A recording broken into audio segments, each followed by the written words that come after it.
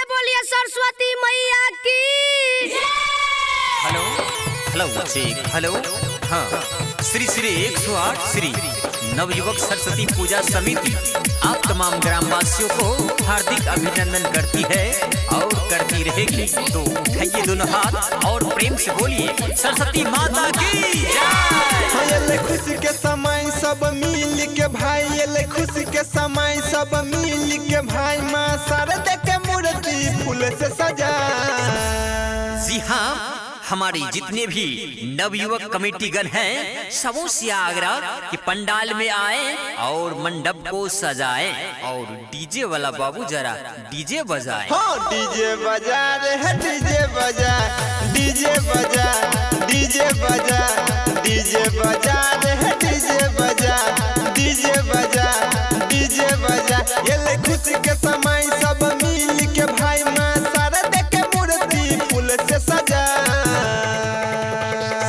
सरस्वती माता की हाँ डीजे बजा रे है, डीजे बजा, डीजे बजा, डीजे बजा, डीजे बजा रे है, डीजे बजा, डीजे बजा। अरे ओ भाई जरा बच्चों को वहाँ से हटाओ, गुब्बारा लेके भाग रहा है। ए बाबू गुब्बारा वहाँ रख दो। और हाँ, सबसे बढ़िया मंडप सजना चाहिए। 5G music percent. पूजा है तो यही बेर धूमधाम से, पंडित बजा के लहा बगल के गाम से। और ठाकुर जी से आग्रह है कि आप जल्दी आएं। हाँ पूजा है तो यही बेर धूमधाम से, पंडित बजा के लहा बगल के गाम से। जल्दी ही पूजा करा के जयकारा लगा माँ शारदा के नाम से।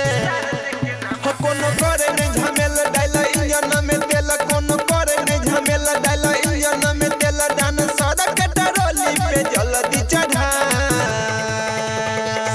हेलो हेलो हाँ, जनरेटर ऑपरेटर से आग्रह है कि आप जनरेटर का टंकी फुल कर दें, क्योंकि अभी से जनरेटर लगातार चलेगी। हाँ डीजे बजा रे है, डीजे बजा, डीजे बजा, डीजे बजा, डीजे बजा रे है, डीजे बजा, डीजे बजा।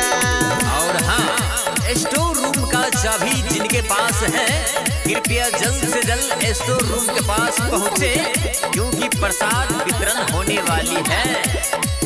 परसादी लगा 2000 प्लेट पर, 4 गोटे बैठ जो बाटैला गेट पर। जितने भी दर्शकगण हैं कृपया प्रसादी लेते जाइएगा। परसादी लगा 2000 प्लेट पर, 4 गोटे बैठ जो बाटैला गेट पर। जीव सिंह के बाज दही गाना, यूट्यूब खोलियो न लाइन नेट पर।